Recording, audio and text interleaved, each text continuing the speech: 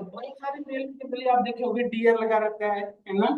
Dear friend, dear, इस तरह के वर्ड यूज करते हैं सब लोग, है ना। यदि कॉमनली वर्ड बोले तो एक रिसर्च अकॉर्डिंग जनरली जो मेल आता है उसमें चार वर्ड्स होते हैं जनरली। एक रिसर्च वर्ड में बात करें तो डियर, फ्रेंड, लंच और money, ये चार की पैरामीटर जो जनरली लोग यूज करते हैं किसी भी चीज़ में। मैंने जैसे किसी को लंच के लिए इनवाइट करना है तो मेल में लंच लिख दोगे तो कहीं ना कहीं पूरे टेक्स्ट में कहीं ना कहीं लंच एग्जिस्ट करेगा। मनी से रिलेटेड कोई इन्फॉर्मेशन देंगे तो मनी लिखोगे, कहीं ना कहीं कीवर्ड यूज करोगे। ये चार कीवर्ड्स हैं जो मेल जनरली यूज होते हैं। अच्छा, वो चुने चार कीवर्ड्स के बिहाफ पे हम मेल को जजमेंट करना है कि ये मेल स्पैम है या नॉर्मल मेल है। मैं मेल डिटेक्शन करना, समझ रहे हो, सुनना ध्यान से, इसकी लॉजिक है। तो बेटा एक चीज बताओ, ओवर सपोज करो, जस्ट एग्जांपल के सिनेरियो से मैं बात करता हूँ, ध्यान से समझना। ये कोई और एग्जांपल से दूं, मेल वगैरह सब यूज करते हो सब डेली बेसिस पे, नहीं तो कोई और एग्जांपल समझा देता। ऐसे कोई इशू नहीं है, मेल वाला ही।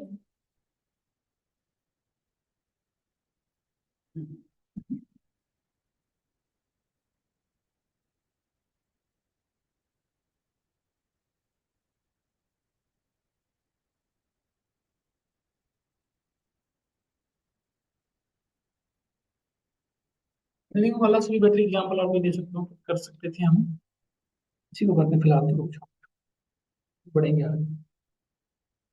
रूल इक्वेशन मैंने लिखवाया था, याद रखना है आपको, ये जो हमने लिखा था जस्ट नेपास में हमने एक इक्वेशन यूज किया था, प्रोबेबिलिटी ऑफ एक्स।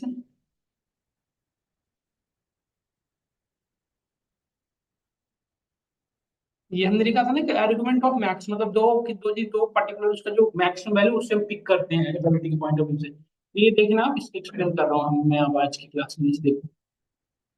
सपोज करो बेटा आपके पास सपोज करो आपके पास अलग अलग मैसेजेस थे, है ना। टोटल मैसेजेस थे।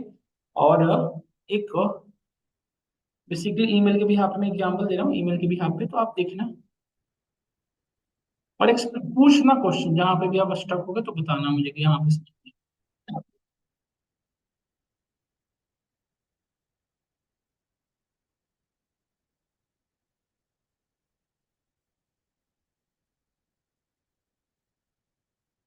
जैसे सपोज करो एग्जांपल के पर्पज से मैं बात कर रहा हूँ कि ये चार कीवर्ड्स यूज होते हैं जनरली एक मेल में, डियर, फ्रेंड, लंच और मनी। यही बता रहा था मैं, ये चार कीवर्ड्स जनरली लोग यूज करते हैं। आप किसी भी मेल को ओपन कर लो, ये चारों में से कोई ना कोई एक कीवर्ड आपको जरूर मैच कर जाएगा। जनरली आप देख सकते हो, चाहे कोई वट एवर मेल हो, है ना। तो इस मेल के भी यहाँ पे मुझे इस पर्टिकुलर कीवर्ड्स के भी यहाँ पे जज करना है कि ये जो मेल है वो स्पैम है या नॉर्मल मेल है। मुझे ये प्रिडिक्शन करना है, मतलब प्रिडिक्शन ये करना है कि वो नॉर्मल मेल है या एक स्पैम मेल है, ये प्रिडिक्शन करनी है। ठीक है। तो अब कैसे चेक करोगे, इसके लिए सुनना ध्यान से। जैसे जैसे सपोज करो, जस्ट एक एग्जांपल के पर्पज से बात करूं, मेरे पास एक डेटा है, training data set. Training data set में total number of normal messages 8 है। सपोज जस्ट एग्जांपल के पर्पज से नॉर्मल मैसेजेस जो है टोटल 8 है, मतलब नॉर्मल मैसेजेस जो है 8 है और टोटल 12 है, तो 8 अपॉन 12 होगा, ये प्रोबेबिलिटी निकालोगे नॉर्मल मैसेजेस का। और आपको जस्ट एग्जांपल के पॉइंट ऑफ व्यू से बता दिया, यदि 8 हमारा नॉर्मल था, टोटल 12 था, तो मतलब 4 स्पैम आए होंगे। यदि प्रोबेबिलिटी ऑफ स्पैम की बात करूं तो प्रोबेबिलिटी ऑफ स्पैम कितना हो जाएगा बताओ।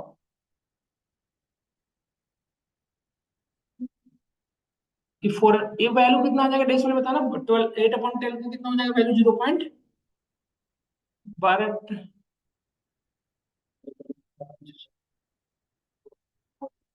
0 पॉइंट कितना,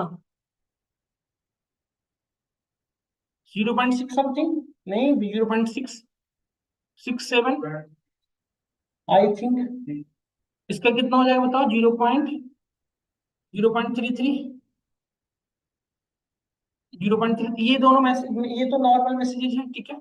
अब देखो इसके बिहाफ पे सपोज करो जो जो मैसेजेस हैं उसमें से जो डियर का था, सपोज करो जैसे हमने, यदि डियर के रेस्पेक्ट में बात करूं, डियर के रेस्पेक्ट में सिर्फ डियर का जो मैसेजेस है वो टोटल का कितना है, सो देखो। तो इसकी ऑफ कंडीशनल प्रोबेबिलिटी निकालो, मतलब बायस थ्योरम का यूज करके। नॉर मतलब हमें ये निकालना है probability of dear given normal, मतलब नॉर्मल में से डियर का कितनी प्रोबेबिलिटी है। अब 8 में से काउंट होगा ना, टोटल 12 में से नहीं होगा, कितने में से होगा, 8 में से। जैसे नॉर्मल में भी डियर यूज हुआ होगा, स्पैम में भी डियर यूज हुआ होगा। तो नॉर्मल देखो, नॉर्मल के रिस्पेक्ट में भाई साहब विशाल थोड़ी हेडफोन का यूज किया करें आप। मैं नॉर्मल के रिस्पेक्ट में बात कर लेता हूँ पहले, फिर उसके रिस्पेक्ट में बात करते हैं, थोड़ी ना समझ के करवा रहा हूँ यार। ये फ्रेंड, ये लंच, और ये हमारा मनी था। ये चार कीवर्ड्स थे सपोज मैंने यूज कर रहा था। तो यदि प्रोबेबिलिटी ऑफ डियर, मैं डी लिख दूं सिर्फ समझना ना, गिवन एन, इसकी इक्वेशन क्या, इसकी क्या फॉर्मूला यूज होगा बताओ। तब टोटल नंबर ऑफ जो डियर है ना, नॉर्मल एग्जिस्ट हो रहा हूँ सपोज करो, टोटल नंबर ऑफ डियर जो है एग्जाम्पल के पर्पस में बात कर रही है क्या ये।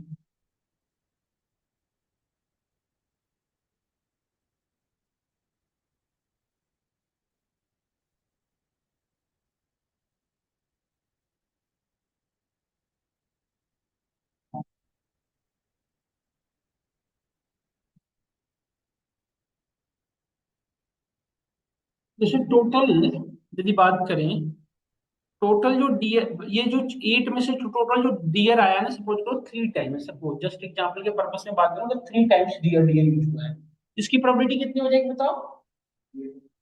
3/8 होगा ना, प्रोबेबिलिटी ऑफ टोटल का 8 में से नॉर्मल का 3, इसकी इक्वेशन 3/8 तो कितनी हो जाएगी बताओ, 3/8 का कितना हो जाएगा सॉल्यूशन डेसिमल। उसी तरह से फ्रेंड का जस्ट एग्जांपल के पर्पस से बता रहा हूँ, ये थ्री था, थ्री, ये दो, जस्ट मैं लिख दे रहा हूँ इसकी फ्रीक्वेंसी, 3 2 5 7, नहीं इसका वन कर देता हूँ, ये वन है और ये टू है, ठीक है।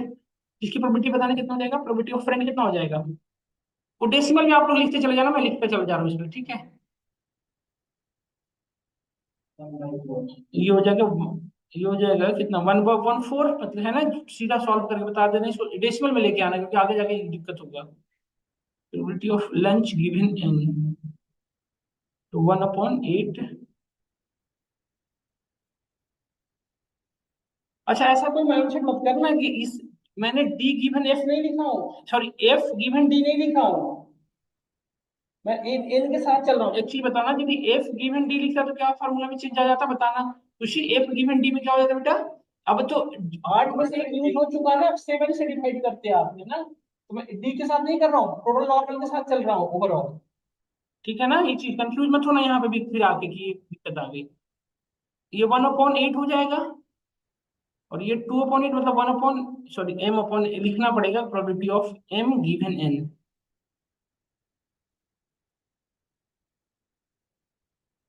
ये भी 1/4 हो गया। हाँ 3 2 5 6 2 8, ठीक है। तो कुछ ना कुछ वैल्यू आई होगी बताना एक बार, सब लोग लिख लो, इसकी कितना हो जाएगी, 8/3 का कितना हो जाएगा, 3/8 का कितना होगा,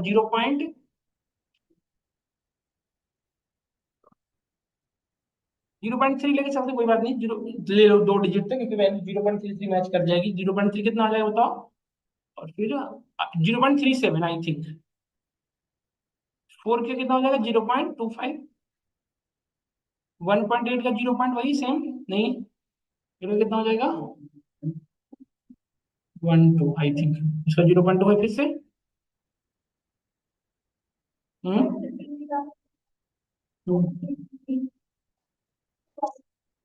इसमें बेटा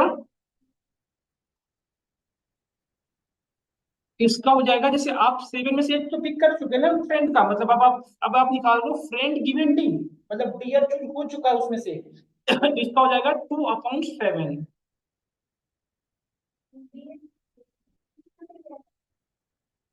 अब ओवरऑल में से चलते हैं ना, आप जैसे सपोज करो हमारे पास ये बॉल थे, सपोज देखो ये दो ब्लैक बॉल थे और तीन रेड बॉल थे, ठीक है। यदि आपसे मैं पूछा कि प्रोबेबिलिटी ऑफ ब्लैक, सुनना ध्यान से, probability of black ball given red ball, तो इसकी प्रोबेबिलिटी क्या होगी बताओ, कितनी होगी बताओ, 1 सॉरी 2/5, यही ना, ये भी हो गई। अब यदि इसी पे क्वेश्चन किया जाए कि probability of red given black, sorry ये प्रोबेबिलिटी ऑफ बी होगा सिर्फ, ये पूरे का नहीं, ऐसा नहीं, प्रोबेबिलिटी ऑफ बी पूरे का निकाला, बट अब कितना हो जाएगा, अब तो तीन है बट तीन में से ब्लैक एक चूज हो चुका ना, अब हो जाएगा 3/4। अभी समझ में आया लॉजिक।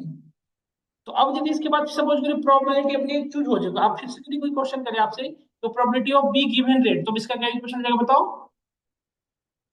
अब ब्लैक एक चूज हो चुका था, उसमें एक ही बच रहा है टोटल में से।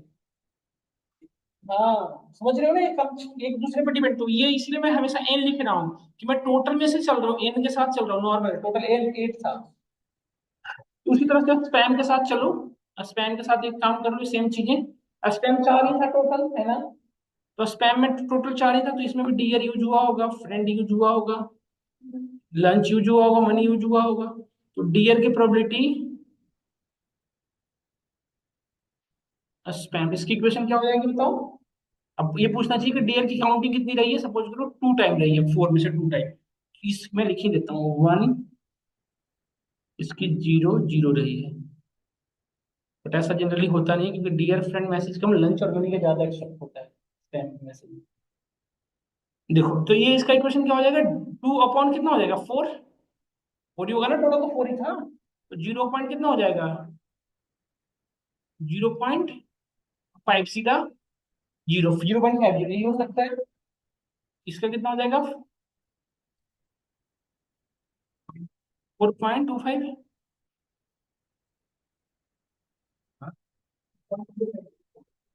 सॉरी, 1/4 ना। इस सब का तो 0 0 लिख देता हूँ मैं सीधा, समझ गए हो क्या? इसका तो 0 0 हो जाएगा ना दोनों का।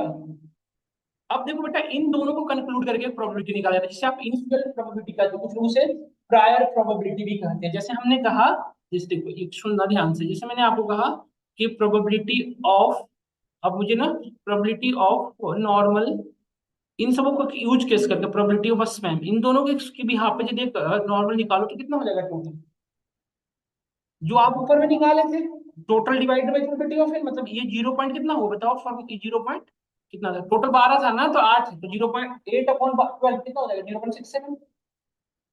नहीं, तो प्रोबेबिलिटी ऑफ एन कितना हो गया हमारा, जो अभी ऊपर कैलकुलेट किए थे, प्रोबेबिलिटी ऑफ एन 0.67। इसे कहते हैं हम इनिशियल प्रोबेबिलिटी, इसे हम जनरली कहते हैं इनिशियल प्रोबेबिलिटी। और प्रोबेबिलिटी ऑफ स्पैम क्या हो गया, 0 पॉइंट कितना हो जाएगा, 0.33। तो अब जैसे प्रोबेबिलिटी ऑफ नॉर्मल, जैसे हम इसके साथ मुझे मल्टी कैलकुलेट करना हो कि प्रोबेबिलिटी ऑफ नॉर्मल में डियर डियर डियर के और फ्रेंड के साथ कितना है, तो प्रोबेबिलिटी ऑफ, मतलब prior probability of normal into prior probability of dear with, sorry, यदि मैं आपसे कहूँ कि ये इसका निकालना है कि what is the probability of dear, ये निकालोगे प्रायर प्रोबेबिलिटी जो नॉर्मल की है, मतलब जो टोटल नॉर्मल की प्रोबेबिलिटी है, मल्टीप्लाइड बाय 0.37। तो यदि मल्टीप्लाई करो, और यदि विथ फ्रेंड आप चाहते हो कि नॉर्मल में डियर फ्रेंड कितना है, तो कितना हो जाएगा बताओ, 0.37 डियर का रहा है प्रोबेबिलिटी, और फ्रेंड का कितना रहा बताओ, 0.25। इसको मल्टीप्लाई करो, ये तो नॉर्मल वाले के रिस्पेक्ट में आ रहा है, ठीक है। और स्पैम सेम टाइम स्पैम का भी कैलकुलेट किया जाएगा, तो probability of prior probability of spam, तो प्रायर प्रोबेबिलिटी ऑफ स्पैम का कितना था बेटा, वैल्यू बेटा कितना था आपका, 0.37 रहा था। और डियर का कितना रहा बेटा बताओ, 0.5 है ना, 0.50 इंटू 0.25। तो इन दोनों में सॉल्व करो, तो ये क्या आउटपुट क्या है बताओ, इसकी सॉल्व कर लो फार्मूला पूरे को। अब इसको सॉल्व कर लो, यहाँ पे रख लो आप प्रॉपर 0.67 रख लो। प्रोबेबिलिटी ऑफ नॉर्मल कितना था, 6 7 था ना शायद, अरे अभी तो लिखा मैंने कहीं पे, ये रहा ना प्रोबेबिलिटी ऑफ, ये रहा तो अभी, तो अब डिवाइड करो ना, 8/12 कितना होगा, 6 7 तो हुआ। तो जी अब सॉल्व करके बताना, उसमें करना ना, फोन से मल्टीप्लाई करके बताओ कितना आ रहा है बताओ।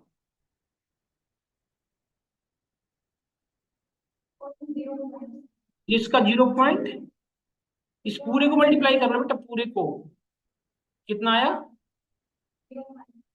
0.57 ना, 0 पॉइंट ना, 0.057 है ना। और दूसरे वाले का करो ना जब जल्दी से,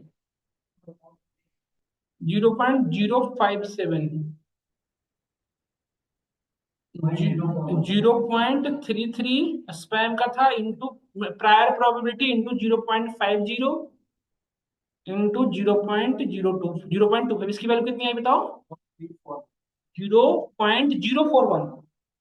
तो अब देखो इन दोनों का, अब देखो यदि मैं कहूँ कि डियर फ्रेंड में से स्पैम और नॉर्मल की क्या प्रोबेबिलिटी है, लेकिन डियर फ्रेंड रिटर्न है, तो इसमें क्या प्रोबेबिलिटी है कि मैसेज स्पैम है या नॉर्मल है, तो कैसे कैलकुलेट होगा, तो इन दोनों का आर्गुमेंट ऑफ मैक्स कैलकुलेट करोगे, तो मैक्स में कितना है, किसका है, नॉर्मल का, तो हमें क्या इसको हमारा नेबैस क्या प्रेडिक्ट करेगा कि वो नॉर्मल मैसेज है। अच्छा एक चीज और बेटा, नेब यूज करने का यही सेंस था कि डियर फ्रेंड रहेगा या फ्रेंड डियर लिखा रहेगा, तो दोनों की प्रोबेबिलिटी सेम ही रहेगी ना, कि चेंज हो जाएगी बताओ। तो इस वजह से ये दोनों, यदि कहीं हमारे मेल में फ्रेंड डियर लिखा रहे या फ्रेंड डियर हो, तो दोनों की प्रोबेबिलिटी की जो मैक्सिमम चूज करेगा वो क्या बताएगा, 0.5, मतलब ये पिक करेगा। ये नॉर्मल मैसेजेस है, समझ गए। अब यदि मैं आपसे कहूँ तो सुनना ध्यान से। अब सेकंड प्रोबेबिलिटी, जैसे लंच विथ डिनर का करना हो, जैसे होता है लंच मनी मंच, लंच मनी लंच का, या डियर मनी डियर, ऐसा कुछ सिनेरियो तो निकाल लोगे नहीं, मल्टीप्लाई करके दोनों सिनेरियो। तो जितने भी कॉम्प्लिकेटेड सिनेरियो, जितने भी आपके रिस्पेक्ट में डेटा मैच करती जाएगा, उसके रिस्पेक्ट में यही कैलकुलेट होता जाएगा।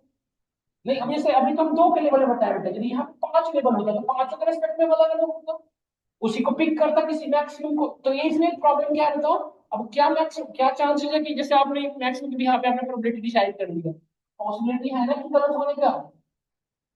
अरे सर तब तो मैक्सिमम चांसेस है सही होने का। यदि दोनों डेटा सेट बैलेंस है तो मैक्सिमम चांसेस है तुम्हारे।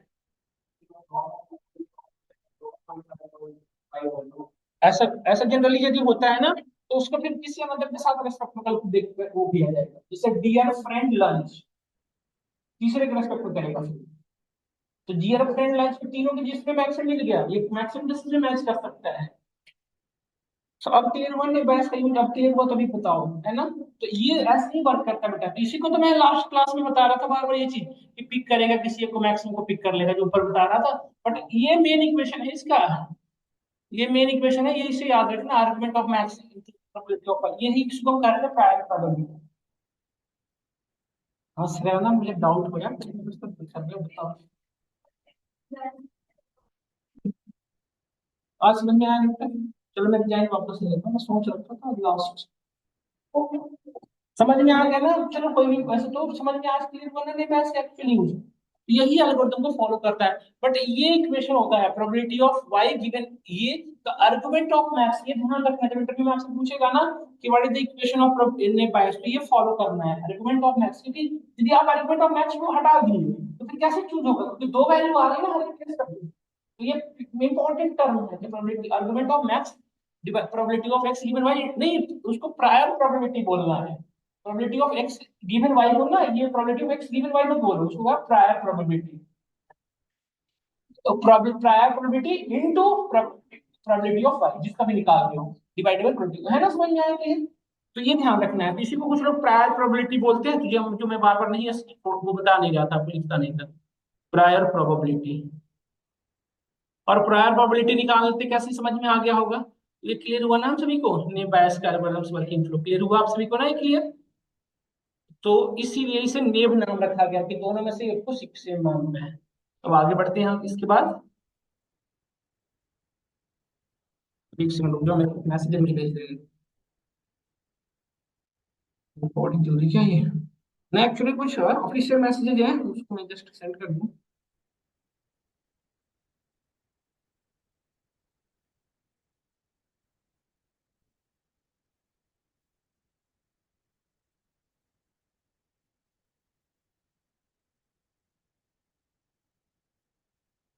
तो दोबारा भेज देते हैं।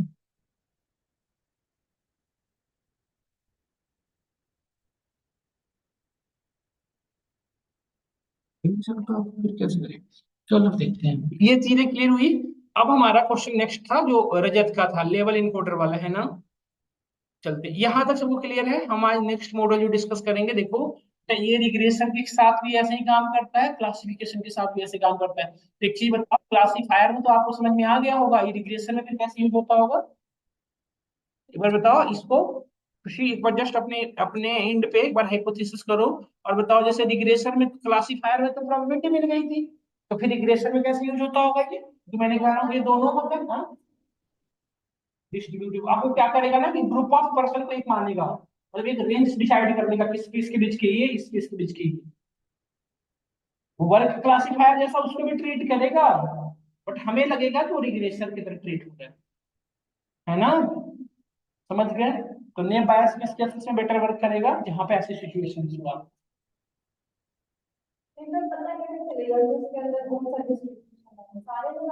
गॉसियन डिस्ट्रीब्यूशन देखो, नेम बायस जो फॉलो करता है ना, वो गॉसियन नॉर्मल डिस्ट्रीब्यूशन को फॉलो करता है। नॉर्मल डिस्ट्रीब्यूशन का क्या क्या सिनेरियो है कि जो पूरे डेटा का जो मिड पॉइंट से दो दो साइड के जो डेटा है पैरेलल डिवाइड है, तो पिक करता है मीन को, और से लेफ्ट साइड को एक मानेगा, मीन के बाद को एक से मानेगा, पूरी को यहाँ पे डिवाइड कर देगा दो पार्ट में।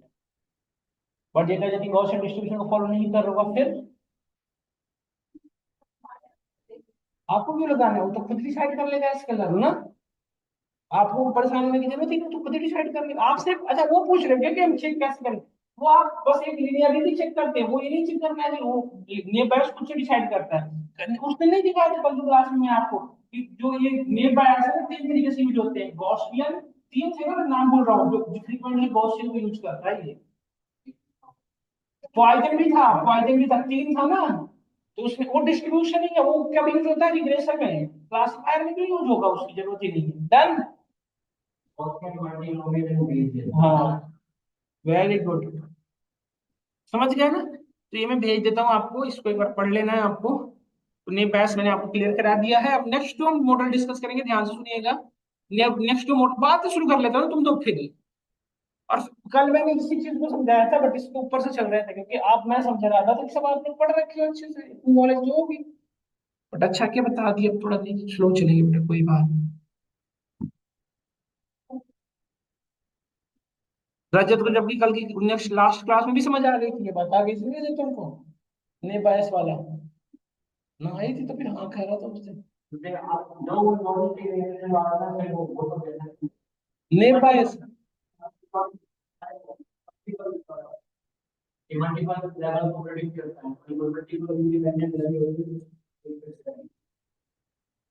अभी हम पढ़ रहे हैं डिसीजन ट्री।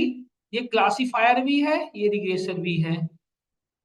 ये क्लासिफायर भी है, रिग्रेसर भी है। अभी वापस आ रहा हूँ, अभी आ रहा हूँ वापस। तो हम नेक्स्ट जो हमारा मॉडल है ये डिस्कस कर लेंगे। अच्छा, डिसीजन ट्री जो रिग्रेशन है, ये जो आप ट्री एल्गोरिथम पढ़े होंगे आप ये बीटेक में, या बीसीए में, या फिर आपने जहाँ पे पढ़ा होगा, सेम पैटर्न यहाँ पे फॉलो होता है ट्री एल्गोरिथम। मतलब कि जैसे सपोज करो, एक हमारा रूट नोड होगा, इस रूट नोड के मल्टीपल ब्रांचेज होते हैं, ये लीफ नोड जिन्हें आप कहते हो। अगेन ये लेवल में डिवाइड हुआ, है ना। तो अब जैसे अब हमारे पास इस ये पर्टिकुलर एल्गोरिथम को फॉलो करेगा हमारा मॉडल। बट हमारे रियलिस्टिक जो डेटा उसमें तो होता है कॉलम वैल्यू ना, उसमें हमारा क्या होता है, कॉलम, रो एंड कॉलम। तो सपोज करो ये हमारे पास डेटा था, सपोज करो इस पे डिसीजन ट्री इम्प्लीमेंट करना, ध्यान समझना ये इंपॉर्टेंट है, इंटरव्यू वगैरह में जनरली से पूछे जाते हैं। सपोज मुझे एज, वेट, इसमें आप मुझे जेंडर प्रेडिक्ट करना था, जस्ट एग्जांपल, ठीक है। तो इसमें से किसी एक को रूट नोड बनाया जाएगा, किसी एक को रूट नोड बनेगा उस भी यहाँ पे हमारी तो इसमें से रूट नोड किसे बनाएंगे, which one become root node, ये कैसे डिसाइड करेंगे। तो इसके लिए मल्टीपल हम पढ़ेंगे आगे जाके कीवर्ड्स, इंफॉर्मेशन गेन और गेन एंट्रोपी कैलकुलेट करके देखेंगे, जिसका ज्यादा होगा उस भी यहाँ पे हम करते हैं इंफॉर्मेशन गेन। जिस पर्टिकुलर की इंफॉर्मेशन गेन की वैल्यू ज्यादा होगा, जिसे आप गिनीन ट्रॉफी पढ़े होंगे टेक्निकली टर्म में, गिनीन ट्रॉफी। तो उस भी यहाँ पे हम अपने रूट नोड को डिसाइड करते हैं, which one become root node, और कौन हमारा उसका नियर बाई होगा, है ना। तो ये हम पढ़ेंगे।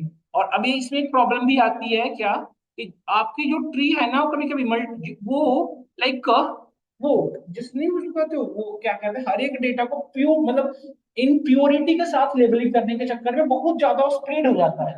मतलब हर एक डेटा के रिस्पेक्ट में स्प्रेड होने में, हर एक के रिस्पेक्ट में इम्प्योर होने में, मतलब इम्प्योर होने के चक्कर बहुत ज्यादा स्प्रेड हो जाता है, जिससे जो हमारे लिए ओवरफिटिंग का सिचुएशन अकर करता है। तो हम पढ़ेंगे ओवरफिटिंग कैसे हो रहा है, क्या हो रहा है, तो इसकी सारे टेक्निकल टर्म डिस्कस करेंगे, ठीक है। तो एक चीज है लेबल इनकोडर। लेबल इनकोडर का यूज क्या है और कैसे करते हैं, वही हम डिस्कस करते हैं just. Label encoder, but thing is that कि लेबल इनकोडर का यूज स्पेशली कब है, तो लेबल इनकोडर का जो स्पेशली यूज है, वो अपने डेटा को कैटेगराइज, मतलब आपकी जो डेटा है क्लासिफाइड है, और सेकंड थिंग्स उसको आपको न्यूमेरिकल वैल्यू में कन्वर्ट करनी है तो यूज करते हैं। तो ये तीन तरह के होते हैं, सॉरी, ये बेसिकली आपकी इस पूरे डेटा पे डिपेंड करेगा। आप पहले ये डिसाइड करो कि आपकी जो कॉलम है वो क्या है, क्या वो नॉमिनल है। बोले ये डिसाइड करना पड़ेगा क्या वो डेट जो आपकी कॉलम है वो नॉमिनल है, ऑर्डिनल है, या नॉमिनल ऑर्डिनल ही इनफ होता है, इसकी जरूरत नहीं पड़ती, बस इंटरवल भी होता है, बट इसके इसके भी यहाँ पे कोई हमारे पास है नहीं, और रेशियो है। ये डिसाइड करो पहले कि हमारी डेटा जो कॉलम जिस भी यहाँ पे आप ये लेबल इनकोडर इंप्लीमेंट कर रहे हो इसमें से कौन सा है। तो ये कैसे जजमेंट करते हो कि which one is nominal which one is interval? ये है क्या? ये नॉमिनल ऑर्डिनल इंटरवल ये क्या है? This is called measurement of variable, variable measurement कहते हैं इसे, है ना, मेजरमेंट ऑफ वेरिएबल। तो ये मेजरमेंट ऑफ वेरिएबल मतलब इसके भी यहाँ पे वेरिएबल को मेजर करते हैं, मतलब कॉलम को मेजर करते हैं कि जो वेरिएबल है नॉमिनल है, ऑर्डिनल है, इंटरवल है। तो किसी कॉलम को नॉमिनल कब कहते हैं, किसी कॉलम को ऑर्डिनल कब कहते हैं, किसी कॉलम को इंटरवल कब कहते हैं? जस्ट एग्जांपल के पर्पज से बात करूं, नॉमिनल कब कहेंगे? एक कॉलम को हम नॉमिनल कब कहते हैं बताओ? When we can say that कि दैट इज कॉल्ड नॉमिनल। बताओ एक बार जस्ट एग्जांपल के पर्पज से क्या बता सकते हो आप? व्हेन वी कैन से कि that one is the nominal, बताओ। नॉमिनल में ऐसा कुछ नहीं होता बेटा, सिंपल कैटेगरिकल डेटा को आप नॉमिनल कर सकते हो, जिसके अंदर ऑर्डरिंग का कोई सीक्वेंस बात ही नहीं करनी है, बस। वो गया आपका। सॉरी, नॉमिनल में तो ये नहीं है। हम्म। नॉमिनल में ये है, नॉमिनल का ये है कि बस कैटेगरिकल होना चाहिए सिंपल। वो वट एवर, उसमें कोई ऑर्डरिंग का कॉन्सेप्ट होता ही नहीं, सिंपल वो कैटेगरिकल जल्दी है तो नॉमिनल। इससे जेंडर मेल फीमेल इसमें क्या ऑर्डरिंग होगा? तो बस वो कैटेगरिकल डेटा है, उसे आप नॉर्मली क्या कहोगे? अब गुड बेटर बेस्ट में तो बेटा गुड का सबसे हाईएस्ट रैंक होता है ना, फिर बेटर फिर बेस्ट। नहीं, टॉप 10, तो टॉप 10 में टॉप 1 के अलग प्रिविलेज है, टॉप 2 के अलग है, टॉप 10 घीस तीर क्या है, बस है टॉप 10 का part.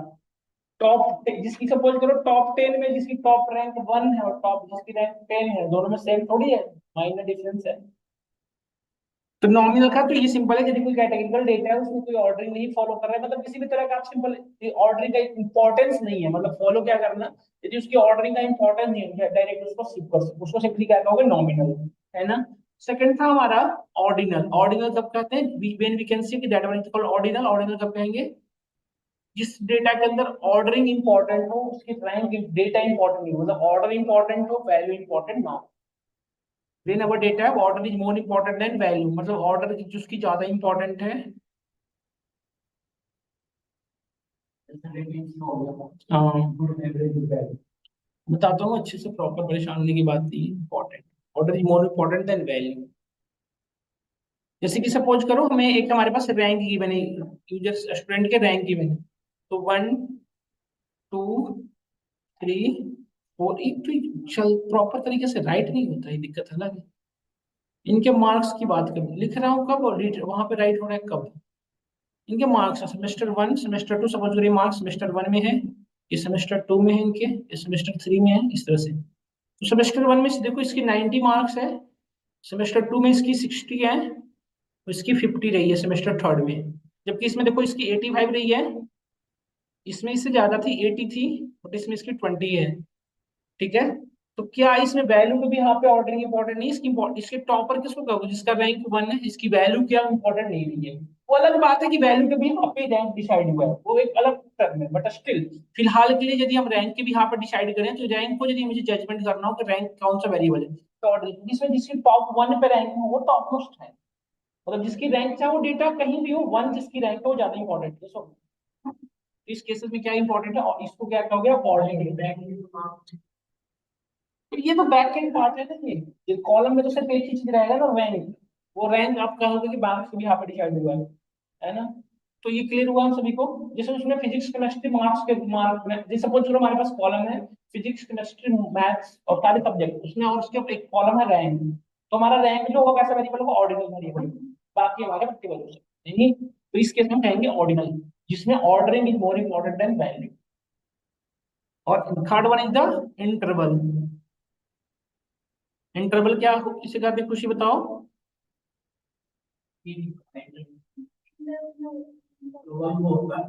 both are important, order and value both are important, in which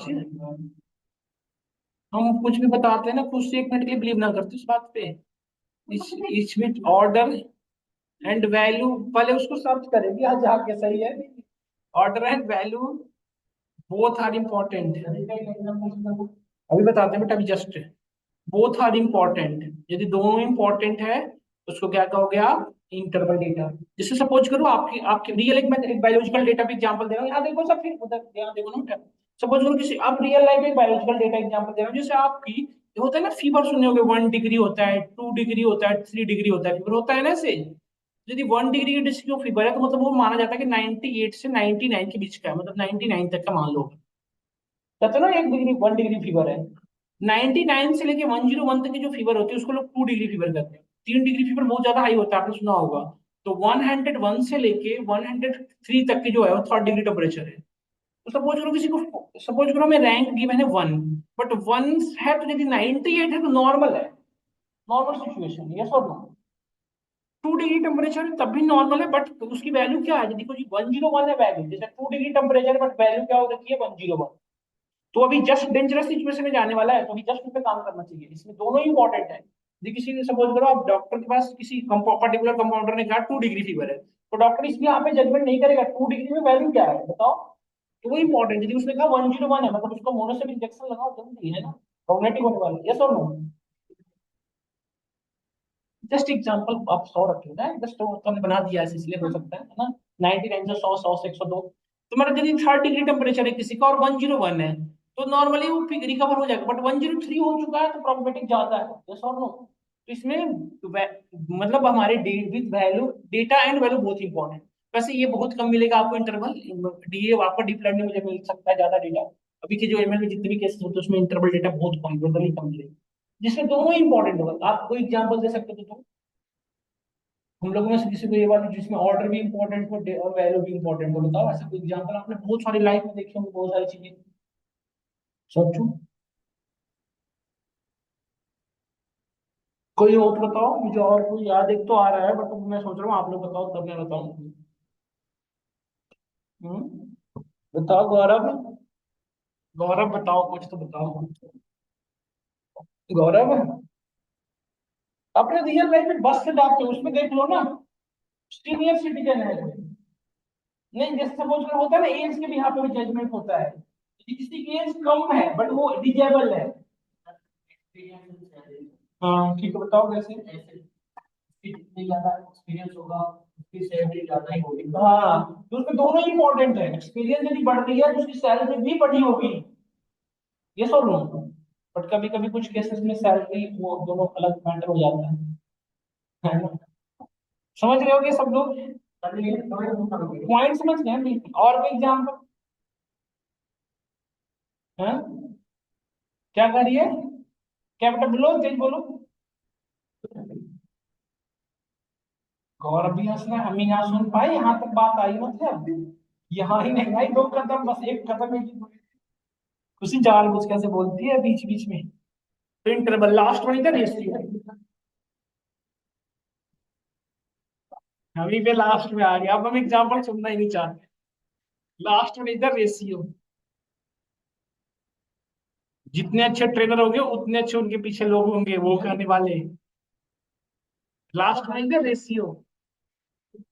ratio, ratio which type of data बताओ, रेशियो तो आप जानते हो H2 वाला।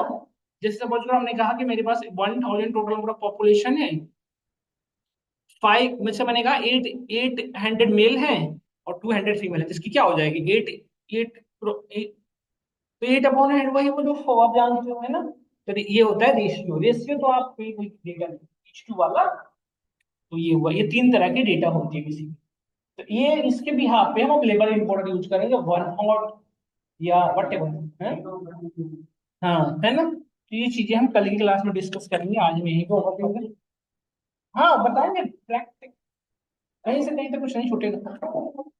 हाँ कल नहीं, कल 13 ही तो है बेटा, 14 तो कल परसों है।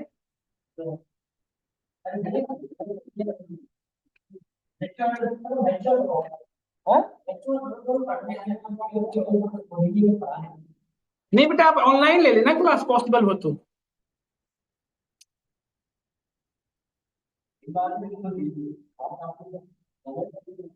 जैसे आप सपोज करो घर बस में जा रहे होगे तो कैसे कर पाओगे, है ना।